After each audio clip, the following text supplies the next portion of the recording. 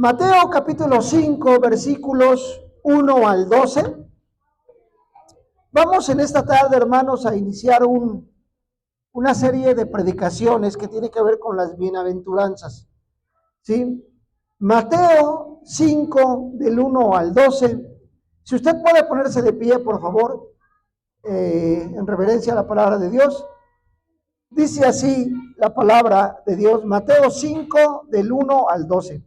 Vamos a leerlo todos juntos. Dice así: viendo la multitud, se subió al monte y se sentó, y se acercaron sus discípulos, y él, abriendo su boca, les enseñaba diciendo: bienaventurados los pobres en espíritu, porque de ellos es el reino de los cielos. Bienaventurados los que lloran, porque recibirán consolación. Bienaventurados los mansos, porque ellos recibirán la piedad. Bienaventurados los que tienen hambre y sed de justicia, porque ellos serán saciados. Bienaventurados los misericordiosos, porque ellos alcanzarán misericordia. Bienaventurados los de limpio corazón, porque ellos verán a Dios. Bienaventurados los pacificadores, porque ellos serán llamados hijos de Dios. Bienaventurados los que padecen persecución por causa de mi justicia, porque de ellos es el reino de los cielos. Bienaventurados seréis cuando por mi causa os insulten, os persigan y digan toda clase de mal contra vosotros, mintiendo. Gozaos y alegraos, porque vuestro galardón es grande en los cielos, pues así persiguieron a los profetas que vivieron antes de vosotros. Vamos a orar. Padre Celestial, en esta tarde, Dios, estamos delante de ti, Padre, para poner en tus manos, Dios, no tu palabra, Dios, porque tu palabra ya es bendita, porque tu palabra ya es santa, sino más bien nuestra vida, Padre, para entender tu palabra, nuestro entendimiento, Jesús, para comprender tu palabra en esta tarde, Padre Celestial. Estamos cada uno de nosotros, Dios. Permite que sea digerible, que sea comprensible, que nuestro entendimiento la podamos discernir, que la podamos analizar, Padre, y que nos diga algo, Dios, a nuestra vida en esta tarde, Dios. Cada uno estamos, Dios, esperando escuchar tu palabra, esperando que tú nos digas qué hacer, qué decir, Padre. En tus manos estamos, Dios. Gracias por tu palabra. Gracias porque ya somos bienaventurados por el simple hecho de leer y escuchar esta palabra, Dios. Bendito Jesús, te damos gracias y en tus manos nos podemos. Amén y amén. Puede sentarse, hermano. Si usted puede ver en el título de su Biblia, inicia con el Sermón del Monte y enseguida vienen las bienaventuranzas. ¿Sí? El Sermón del Monte empieza con las bienaventuranzas. Son 8 declaraciones que comienzan con la palabra bienaventurados. Esta palabra declara un estado de bendición que ya existe. Cada bienaventuranza declara que un grupo de personas que por lo general son considerados como afligidos, en realidad son bendecidos. Los bendecidos no tienen que hacer nada para obtener esa bendición. Jesús simplemente declara que ellos han sido bendecidos. Por tanto, las bienaventuranzas son primero que todo declaraciones de la gracia de Dios. Son bendiciones de la salvación o planes de acción para ganarse la entrada al reino de Dios. ¿Qué es una bienaventuranza, hermano? La palabra bienaventurado o bienaventuranza significa doblemente bendecido o doblemente feliz. Si usted va, por ejemplo, al libro de Apocalipsis, es una cita que también me gusta mucho. No pierda su cita, por favor, de Mateo. Y en el libro de Apocalipsis, en el capítulo número 1, versículo 3, vea, esta palabra es muy bonita.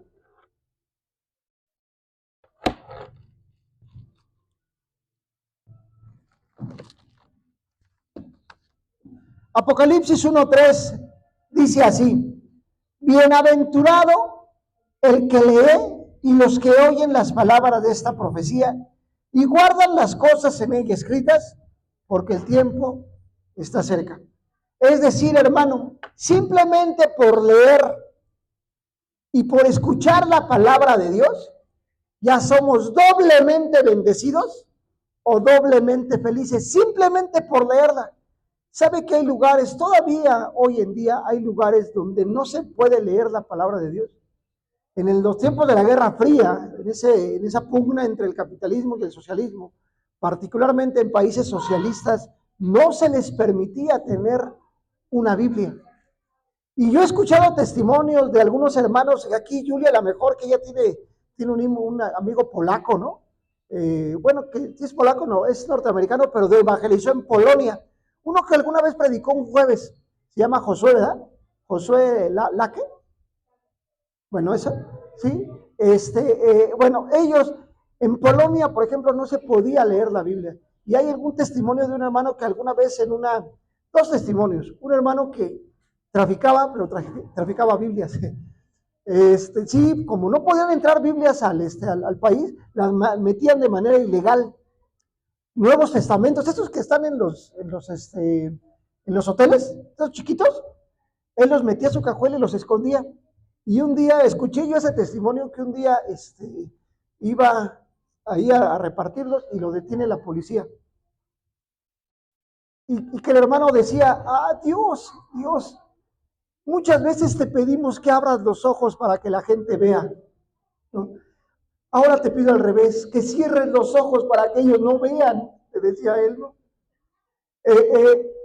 Y dicen que cuando le pidieron las llaves, abrieron la cajuela y dijo, no, ya. Que cuando regresó el policía le dice el idioma que fue, ¿no? Ruso, polaco, no sé. Apúrele porque esos jitomates se le van a echar a perder, córrale. Y lo dejaron ir. Testimonio, yo le escuché, ¿no? Ese y otro que alguien alguna vez se le rompió la Biblia y nada más le quemaron o le quitaron una Biblia, nada más le pudo arrancar una hoja. Y que cuando se quedó con esa hoja la escondió y cuando leía la Biblia solamente leía esa hoja con una vela. Una hoja, sí, una hoja de estas. Porque no podían, estaba prohibido leer la Biblia. Hermano, usted y yo tenemos esa bendición. Por eso dice la palabra, bienaventurado el que lee y los que oyen las palabras de esta profecía. Usted y yo, hermano, por el mero hecho de escuchar y de leer la palabra de Dios, somos bienaventurados. Nada más por eso, hermano, imagínese. Y todavía nosotros tenemos la bendición de entrar al análisis, de reflexionar, de ir más allá, de estudiar la palabra de Dios. Somos bienaventurados, porque la palabra de Dios en sí misma, por ser palabra de Dios, trae paz, te hace feliz, te da tranquilidad.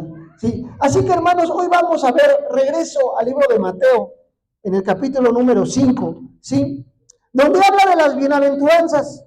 El propósito principal de las bienaventuranzas es declarar las bendiciones dadas por el reino de Dios. Cuando entramos al reino de Dios, deseamos parecernos más a aquellos que se llaman bienaventurados. Esto les da un carácter imperativo, moral a las bienaventuranzas. Las bienaventuranzas describen el carácter que estos discípulos deben tener.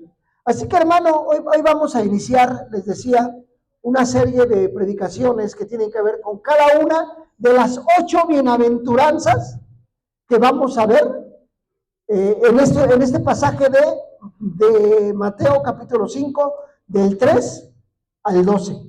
Y hoy, hermano, vamos a ver la primer bienaventuranza, que está en el versículo 3 de Marcos 5. Vamos a leerlo todos juntos, por favor. Marcos 5, 3, así como está en su lugar, dice así la palabra de Dios.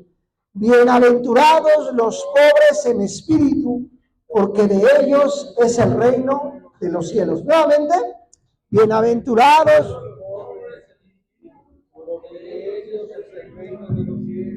Qué contradicción, hermano, porque los pobres no tienen nada. Los pobres son los que no poseen nada. Por eso son pobres, ¿sí? ¿Por qué? Pues porque no tienen capacidad de compra, no tienen propiedades, no tienen nada. Pero dice la palabra de Dios, los pobres en espíritu, porque de ellos es el reino de los cielos. La primera bienaventuranza hace referencia a los pobres de espíritu. Pero ¿quiénes son los pobres de espíritu? Mi hermano, desde aquí empieza lo bueno. Ponga atención, porque yo cuando vi eso dije, Dios, ¿cuánto dices en tan pocas palabras? Dios, los pobres en espíritu son a quienes reconocen de forma personal su estado de bancarrota espiritual ante Dios. Sabe, hermano, que muchas veces hay muchos que no reconocen que necesitan la ayuda de Dios. Hay mucha gente allá afuera que no reconoce que necesita a Dios. ¿Sabe por qué? Tienen capacidad de compra, porque les va bien, porque todo les corre a su favor. Y creen que con eso, mire, ya la va a hacer.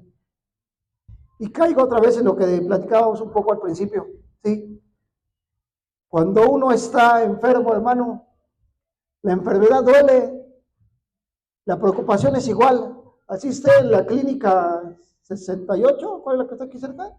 O esté en el Hospital Ángeles, o en el Hospital ABC, o en el hospital. Es exactamente la misma, ¿eh? La muerte es la misma en el Panteón Municipal que en Galloso. ¿Eh? No sé si me explico. Cuando yo estuve en el hospital, hermano, y más que cuando estuve en el hospital, cuando mi mamá estaba en el hospital, yo dije, hay cosas donde yo ya no puedo más. Hay cosas donde en el hospital no puede uno hacer más. La enfermedad es la enfermedad y no vale la parte económica por mucho que tengas, ¿sí? No vale porque la enfermedad no cede, porque la infección continúa, por lo que usted quiera, ¿sí? Así te lleven, insisto, al Ángeles, al ABC, a Polanco, a donde sea, ¿sí? La enfermedad es la misma. La muerte es la misma. ¿Sí les digo? Los pobres en espíritu, hermano, son aquellos que están en una bancarrota espiritual. Es quienes hacen una confesión honesta de que son pecadores y plenamente carentes de las virtudes morales necesarias para agradar a Dios. Es lo opuesto a la arrogancia. El pobre en espíritu es lo opuesto a la arrogancia. El pobre en espíritu, hermano, es el que tiene la necesidad, el que ha entendido la necesidad de que necesita un Dios. Hay gente que su arrogancia no les permite reconocer que necesitan un Dios. No sé si me explico, ¿sí? Es su forma de conocer su necesidad, ¿sí? Desesperada por Dios. Un pobre en espíritu necesita de Dios. Jesús está declarando que es una bendición reconocer nuestra necesidad de ser llenos de la gracia de Dios. Y dice, bienaventurados los pobres en espíritu. La primera condición, hermano, es reconocer, vamos a ser bendecidos cuando somos pobres en espíritu. Porque el ser pobre en espíritu no se refiere a una cuestión económica, no significa hacerse menos. El pobre en espíritu es el que reconoce la necesidad de un Dios. Ese es el pobre en espíritu. Sí, por lo tanto, al inicio del Sermón del Monte, aprendemos que no tenemos los recursos espirituales en nosotros mismos para poner en práctica las enseñanzas de Jesús. Necesitamos, hermano, alguien superior a nosotros. Y ese alguien superior es Dios. No podemos cumplir el llamado de Dios con nuestras propias fuerzas. Bienaventurados los que se dan cuenta que están en bancarrota espiritual, porque esa comprensión los lleva a Dios. Hermano, usted está aquí, ¿sabe por qué? Porque tiene necesidad de Dios. Y qué bueno que la tenga, hermano. Qué bueno que la tengamos. Porque mucha gente allá afuera no reconoce que tiene esa necesidad de Dios. No son pobres espirituales. Y pobres espirituales me refiero a que creen que por su propia fuerza van a poder hacer las cosas. ¿Sabe por qué es difícil? Pues ¿sabe por qué es difícil muchas veces evangelizarle a los jóvenes, por ejemplo? Ay, hermano, cuando somos jóvenes, ¿qué tenemos? la fuerza, el vigor, la fortaleza, te caes, te levantas, te desvelas, no pasa nada, te caes, te pones tus buenas borracheras y estás como si nada, porque es la juventud, ¿no? ¿Eh? Juventud, divino tesoro, que te vas para no volver. Y cuando quiero llorar, yo no lloro, y a veces lloro sin querer, ¿no? Rubén Darío dice, ¿no? ¿Sí? Si no me equivoco, ¿sí? La juventud es eso, hermano. Ay, preséntales a un Dios. ¿Para qué? No me hace falta. ¿Para qué? Si mira, tengo fuerza. Los que tienen dinero. Yo me acuerdo que cuando iba en la prepa había un compañero que tenía un bocho. No, pues era el ping-pong, le decíamos, se llamaba el ping-pong. No, hombre, pues todos con el ping-pong a meternos en su bocho, ¿no? Porque era pues el que tenía varo, pues tenía, nos evitaba el pasaje, ¿no? ¿Sí me explico? Sí, ¿no? No, pues era el héroe, ¿no? ¿Sí me explico, mis hermanos? ¿Sí? ¿Por qué? Pues porque cuando eres joven, la vida te vale que eso, órale, ¿no? No son pobres en espíritu. Cuando pasa el tiempo, hermano, te das cuenta que esto se va acabando, que esto se va deteriorando. Y entonces sí, hay un canto que cantaba mucho allá en Sinaí, ¿no? Una mañana a mí llegó el Señor, tocó a mi corazón y dije, no, estoy entretenido. Una tarde llegó el Señor y me dijo, tocó a mi corazón, tengo un amor, Señor, y no lo puedo dejar, dice el canto. Una noche llegó el Señor y te dijo, sí, Señor, pero ¿qué crees? Ya tengo una pierna rota, un brazo roto. Y dice Jesús, así te acepto, así te acepto. Pero muchas veces la juventud es vanidad. Por eso dice, porque la adolescencia y la juventud son vanidad, dice la palabra de Dios. Vanidad de vanidades. Nos hace falta, hermano, tener un corazón, un espíritu pobre para reconocer eso de nuestro Dios. ¿Sí? ¿Cuál es el resultado práctico de reconocer que tenemos un espíritu pobre? Si somos pobres de espíritu, somos capaces de calificar honestamente nuestro trabajo. De esta manera no exageramos o alardeamos sobre nuestra posición. Sabemos lo difícil que es trabajar con personas que no quieren aprender, que no pueden aprender, que carecen o aceptan la corrección porque están tratando de mantener una imagen incorrecta de sí mismos. ¿Cuánta gente hay tan arrogante, hermano, que no acepta ayuda, que no acepta sus errores porque cree que ella lo puede todo? ¿Le ha tocado estar con gente así? Que le dice, oye, por acá es el camino, no, aquí lo hago así como yo quiero. Oye, pero es que necesito, esto es más práctico, esto es más fácil. No, aquí se hace como yo quiero. Es bien difícil trabajar con gente así. Gente que no acepta su error, gente que no acepta su falla, gente que no acepta en otras palabras, gente que no es humilde, hermano. Es bien difícil trabajar con gente que no es humilde. ¿Sí? Gente que siempre trae la vanidad por delante, gente que siempre dice, es mi razón y no hay más. Esa gente, hermano, le falta una humildad, pero sobre todo, entendiéndolo como nosotros, ser pobre en espíritu. Es difícil trabajar. Yo un tiempo fui maestro, hijo, hermano, los chamacos, me fui de eso porque no aguantaban los chamacos. No. Sí, me costó mucho trabajo envolverlos en mi. ¿Saben qué? Mejor me alejo, ¿sí? Porque hay gente que no entiende que uno se puede equivocar, que exalta los errores de los demás, pero no acepta sus propios errores. Humildad, pobre de espíritu, que no acepta ayuda, muchas cosas, ¿sí? Nos comprometemos a ser honestos con nosotros mismos. Al mismo tiempo, reconocemos que solo cuando Dios trabaja dentro de nosotros podemos poner las enseñanzas de Jesús en práctica en nuestro trabajo. Mi hermano, esto va muy ligado a la salvación. Solamente cuando somos pobres de espíritu, entendemos que necesitamos un Dios y entendemos que necesitamos aceptarle como nuestro Salvador.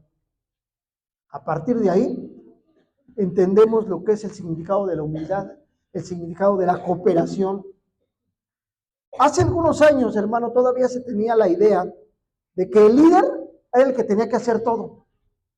De que el líder era el líder porque tenía que hacer todo. Hoy en día creo que se ha matizado un poco esa idea, hermano. Hoy día ya el líder es el que coordina, es el que también mete las manos, pero no lo hace todo, ¿sí? Bueno, no sé si le ha tocado coordinar un trabajo o ha tenido que ser un líder. Hermano, tiene que ser humilde y entender que en primera no lo sabe todo. La humildad se refleja en todo, hermano, ¿sí? La humildad se refleja, ¿sí? Se refleja en la actitud, hermano, ¿sí? En, en la cooperación con los demás, en la ayuda con los demás. En un mundo caído, la pobreza de espíritu puede parecer un impedimento para el éxito. Con frecuencia, esto es una ilusión. ¿Quién puede llegar a ser más exitoso en un proceso a la larga? Un líder que dice, no tienen, yo puedo manejar todo, solo hagan lo que yo les digo. O un líder que dice, juntos lo podemos hacer, pero todos tenemos que hacer nuestra labor para mejorar las cosas, para hacerlo. Yo lo he hecho antes, pero necesito de la colaboración de ustedes. Ya quedó atrás la época en la que un líder arrogante se promueve a sí mismo, que se promueve a sí mismo fuera considerado como el mejor líder, humilde que emprendiera a los demás.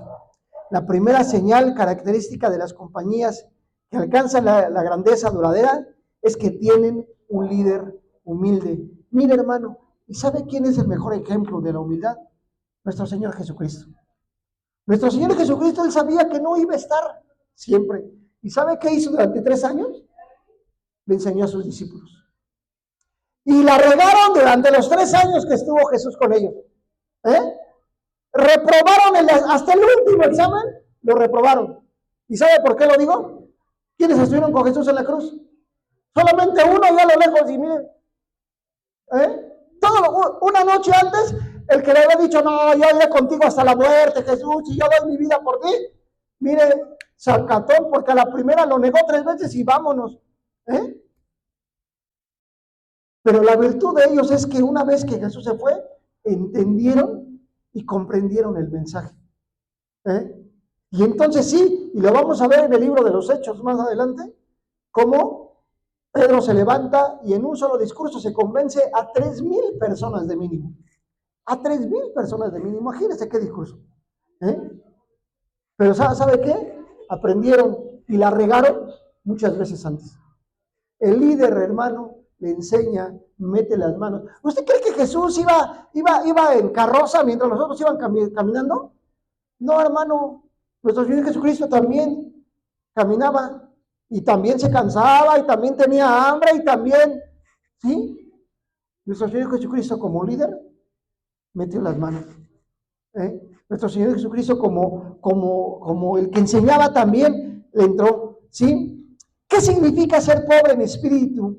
¿Y por qué ser pobre en espíritu resulta en poseer el reino de los cielos? Porque ser pobre en espíritu es algo que Dios quiere que seamos. ¿Por qué Dios querría que fuéramos pobres en algo? Mire, hermano, lo hemos dicho, el Salmo 138, versículo 6, dice así, porque Jehová es excelso y atiende al humilde, mas al altivo mira de lejos. Cuando usted reconoce que necesita de Dios, se está haciendo así, miren. Se está haciendo pequeño. ¿Para qué? Para que en esa pequeñez Dios lo mire a usted. El pobre de espíritu reconoce la necesidad de Dios en su vida. El pobre de espíritu reconoce que le hace falta Dios en su vida. Ser pobre en espíritu es reconocer una bancarrota espiritual delante de Dios. Es entender que no tiene absolutamente nada de valor que ofrecerle a Dios. Ser pobre en espíritu es admitir que debido al pecado, usted está completamente arruinado espiritualmente y no puede hacer nada para liberarse de esa situación. Jesús está diciendo, sin importar su estatus en la vida, que debe reconocer su pobreza espiritual antes de poder venir a Dios con fe para recibir la salvación que Él ofrece. ¿Qué es esto, Dios, hermano, de ser pobre en espíritu? Reconocer la necesidad de Dios, es decir, reconocer que necesitamos la salvación de Dios en nuestra vida. El primer paso para tener la salvación es reconocer que necesitamos a Dios en nuestra vida. Decíamos en la escuela dominical un poco, definíamos lo que es el soberano. El soberano es sobre todo, no hay nada arriba del soberano. Todo lo demás es hacia abajo. Bueno, hermano, hay gente que no reconoce a Dios como su soberano. Se siente autosuficiente, se siente que yo puedo y yo no reconozco al soberano de Dios en mi vida. El pobre de espíritu reconoce a Dios y lo mira para arriba y le dice, necesito de ti. Y una vez que necesite de usted, ¿qué cree? Viene la segunda parte, porque de ellos es el reino de los cielos. Solamente reconociendo a Dios como soberano, solamente reconociendo a Dios, ese pobre de espíritu, ese pobre, ese que lo reconoce hacia arriba, dice la palabra de Dios que el que se humilla será exaltado y el que se exalta será humillado. ¿Sí? Hermano, reconocer la pobreza de espíritu es reconocer la necesidad de Dios. Reconocer la pobreza de espíritu es tener la bendición de la salvación. Y a partir de ahí, mirar hacia Dios y decir, Dios, te necesito a ti. Mucha gente altanera, hermano, no reconoce a Dios en su vida. ¿Sí? Ser pobre de espíritu es admitir que debido al pecado, usted está completamente arruinado. Jesús está diciendo que sin importar su estatus en la vida, debe reconocer su pobreza espiritual antes de poder venir a Dios con fe para recibir la salvación que Él ofrece. ¿Por qué ser pobre en espíritu resulta en el reino de los cielos? El reino de los cielos se refiere esencialmente a la salvación. Dios nos ofrece la salvación como un regalo mediante el sacrificio de Jesucristo en la cruz, el pago completo por la pena del pecado. Antes que podamos recibir este regalo, debemos entender que no podemos hacernos merecedores de él. La salvación es por gracia mediante la fe. Reconocer la pobreza de espíritu es a su vez reconocer que necesitamos la salvación. ¿Cuál es el primer requisito, hermano, para poder alcanzar el cielo? Ser salvo. Ese es el primer requisito. Nadie va a llegar al cielo si no es salvo primeramente. Por eso dice, el pobre en espíritu, el que reconoce su pobreza espiritual, de ellos es el reino de los cielos. El que reconoce su pequeñez delante de Dios, a ese le será entregado el reino de los cielos. ¿Sí? Debemos reconocer nuestro pecado antes de poder entender nuestra necesidad de un Salvador. Debemos admitir nuestra pobreza espiritual antes de poder recibir las riquezas espirituales que Dios ofrece. Cuando Jesús dice, bienaventurados los pobres en espíritu, porque el reino de los cielos, porque de ellos es el reino de los cielos, está declarando que antes de que podamos entrar en el reino de Dios, debemos reconocer la absoluta soberanía de Él sobre nuestra vida. Debemos de aceptar primero nuestra condición espiritual y la incapacidad de nuestras obras para salvarnos. Hermano, podrá ser reiterado, podrá ser una reiteración, una repetición. Creo yo, hermano, que los que estamos aquí somos hijos de Dios. Ya recibimos a Cristo en nuestro corazón.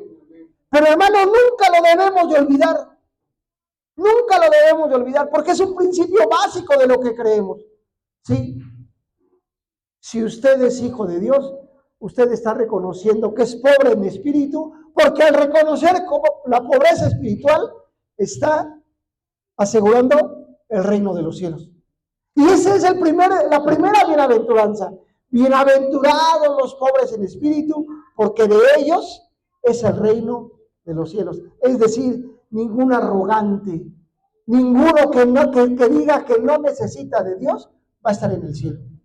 Si usted está aquí, es porque está reconociendo que necesita de Dios. Y no solamente para su salvación, sino para todas las áreas de su vida, hermano. Para todas las necesitamos a Dios. Para todo, hermano. Sí. Para respirar, para dormirnos, para levantarnos, para todo, hermano, necesitamos de nuestro Dios. Usted es un bienaventurado, un doblemente bendecido. ¿Por qué? Porque está reconociendo su carencia espiritual. Y esa carencia espiritual, ¿quién la puede llenar? Solamente nuestro Señor Jesucristo. Solamente nuestro Dios. Y entonces, ¿sabe qué está haciendo en ese momento? Está ganándose el reino. Bienaventurados los pobres en espíritu, porque de ellos es el reino de los cielos. Usted es un bienaventurado, hermano, porque está reconociendo esa carencia, esa falta de que solamente puede llenar nuestro Dios. ¿Sí? Le invito a ser pobre en espíritu, pues son esos los que recibirán el reino de Dios. ¿Sí?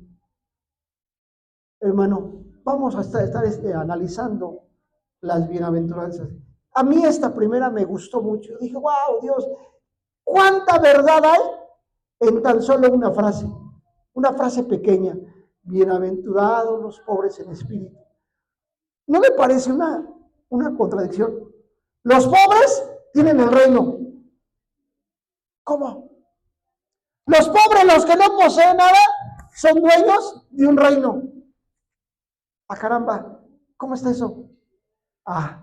Porque el reino no es de esta tierra, el reino es celestial. Y aquí, mientras reconozcan la necesidad de Dios, allá arriba vas a tener todo lo que aquí te faltó. Hermano, yo tengo una necesidad de Dios. Yo creo que usted tiene una necesidad de Dios. Usted es pobre en espíritu, yo soy pobre en espíritu. ¿Y sabe qué me da esa pobreza espiritual? Estar investigando esto, estar analizando su palabra, ¿sí? Poco a poco, ir conociendo a Dios. Decíamos hace un momento de la parte del hospital, hay un momento, hermano, donde ni el dinero, ni las palancas, ni los contactos, ni nada, nos pueden ayudar frente a una enfermedad. Allí no hay nada que hacer. Es ahí cuando reconocemos la necesidad espiritual. Es ahí cuando reconocemos que necesitamos de Dios, hermano. Póngase de pie, hermano. Póngase de pie y reconozcamos que tenemos esa necesidad espiritual. Padre Celestial, estamos en esta noche, en esta tarde en tus manos, Dios. Bienaventurados los pobres en espíritu, porque de ellos es el reino de los cielos. Padre, nosotros reconocemos esa necesidad que tenemos de ti, Jesús. Reconocemos esa necesidad, Padre, de que muchas cosas no las podemos hacer por nuestras propias fuerzas, Padre. De nada nos sirve, Dios, todo lo que tenemos, Padre, si tú no estás en ello, Padre. De nada nos sirve, Padre Celestial, esta vida si tú no estás en ella. Padre bendito, reconocemos esa carencia espiritual para que la llenes tú. Porque Padre Celestial, contigo estamos completos. Contigo no nos hace falta nada, Padre bendito. Dios Celestial, aquí está cada una de nuestras vidas, Dios. Yo sé, Padre, que mis hermanos, Dios, intentan buscarte, Dios. Intentamos buscarte, Padre. Dios Celestial, que siempre reconozcamos esa carencia para venir delante de ti y buscar tu rostro. Para venir delante de ti, Padre Celestial, y buscarte y reconocer esa necesidad de ti todos los días, Dios. A cada instante, a cada hora, Padre, reconocer que por nuestras propias fuerzas, no podemos, Dios, que necesitamos de ti. Y Padre bendito, anota nuestro nombre en el libro de la vida, Padre. No lo borres, Dios. No lo borres, Padre Celestial. Ya te tenemos como nuestro soberano. Ya te tenemos como nuestro Dios. Padre, no borres nuestro nombre, Padre. Ten ahí apartado nuestro nombre especial que tú nos darás, Dios. Padre bendito, aquí estamos, Dios. Aquí está nuestra vida, Padre. Dios Celestial, Queremos ser bienaventurados. Queremos ser esos pobres en espíritu, porque de esos es el reino de los cielos, Padre. Y nosotros queremos estar en ese reino que es tuyo, Padre. Aquí, Padre, aparentemente somos pobres, pero Padre, contigo somos inmensamente ricos, Dios. Inmensamente grandes porque tú vas con nosotros, Dios. Eres bendito, Padre. Eres grande, eres maravilloso, Dios. Siempre te alabamos y siempre te glorificamos, Jesús. Amén y amén.